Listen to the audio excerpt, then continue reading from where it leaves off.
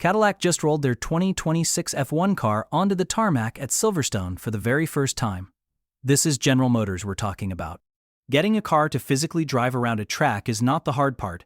The hard part is making that car fast enough to fight with teams who have been doing this for decades. That's the challenge that lies ahead, and it's going to be absolutely brutal. So what actually happened at Silverstone? Sergio Perez climbed into the cockpit, drove a few slow laps, and came back in.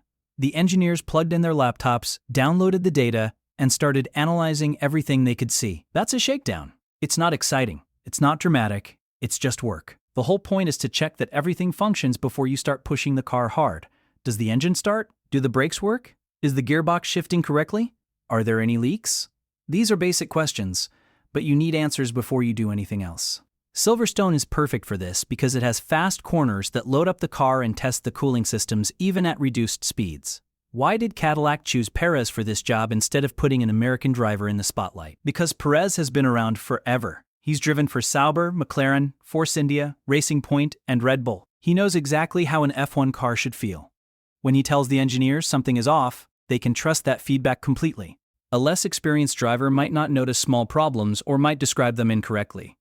At this stage of development, accurate information is everything. Perez isn't there to be a hero. He's there to be a tool that helps the engineers understand their car.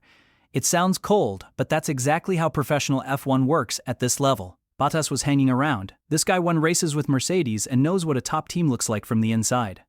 He's seen how Toto Wolff runs things, how the engineers communicate, how the mechanics prepare the car between sessions.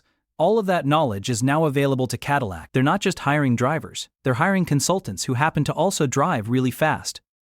The combination of Perez and Bottas gives Cadillac a massive head start in understanding what they need to build a competitive operation. Most new teams have to learn these lessons the hard way over several painful seasons. Barcelona is coming up fast, and that's when the real examination begins. Preseason testing puts all the teams on the same track at the same time. Suddenly, you can see exactly where you stand. If Cadillac is 5 seconds off the pace, everyone will know immediately. If they're surprisingly close to the midfield, that's a huge story. Right now, everything is speculation. Barcelona will reveal the truth, and there's no hiding from it when the stopwatch starts running. The decision to run Ferrari engines was controversial among fans, but it makes total sense when you think it through carefully. Developing a modern F1 power unit is insanely complicated. You need expertise in combustion engines, turbochargers, energy recovery systems, batteries, and software that ties it all together. That takes thousands of engineers and years of development. Cadillac doesn't have time for that right now. By buying engines from Ferrari, they get a competitive, reliable power unit on day one. This lets them focus entirely on the chassis and aerodynamics. If the car underperforms, they'll know exactly where to look. The engine is a known quantity, so any problems must be coming from somewhere else. General Motors isn't planning to be a customer team forever, though. The goal is to build their own power unit by 2028. This is where things get interesting. The new regulations put way more emphasis on electric power than before. The MGUK will be much more powerful, and the battery will be bigger and more important. GM has been pouring resources into electric vehicle technology for years. They understand batteries, electric motors, and power electronics at a very deep level. Transferring that knowledge to F1 is the whole point of this project. They want to prove that American engineering can compete at the highest level of motorsport. The timing of Cadillac's entry is actually quite clever when you look at the bigger picture. The 2026 rules change everything. New aerodynamic concepts, new power unit regulations, new car dimensions. Every team is essentially starting over. Sure, the established teams have more experience and better facilities, but the gap is smaller than it would be in a stable regulation period. If Cadillac had tried to enter in 2023 or 2024, they would have been hopelessly behind teams that had been refining their cars for years. In 2026, everyone is learning at the same time. It's still an uphill battle, but the hill is definitely less steep than it could have been. Colton Herta represents the American dream for this project. He's fast, he's young, and he's proven himself in IndyCar, but Cadillac is being careful not to rush him.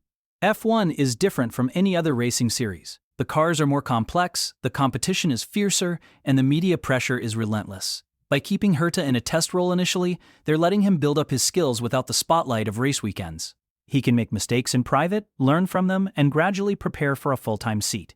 If he delivers strong performances in testing, promotion will follow naturally. If he struggles, the team hasn't committed to something they can't undo. The established teams have seen this movie before. Big manufacturers show up with huge budgets and bold promises, then disappear a few years later when results don't come quickly enough.